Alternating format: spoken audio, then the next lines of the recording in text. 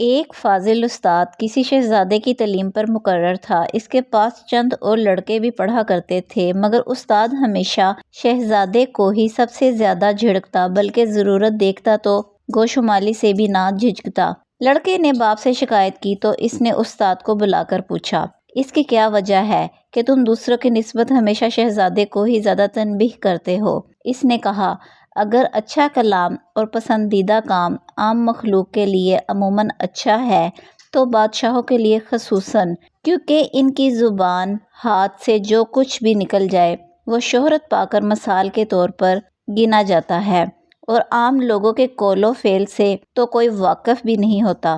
شہزادوں کو نیک بنانے میں استادوں کو عام بچوں کے مقابلے میں زیادہ کوشش کرنی چاہیے۔ بادشاہ کو استاد کا جواب اتنا پسند آیا کہ خلعت و انعام سے سرفراز فرما کر کچھ تنخواہ بھی بڑھا دی۔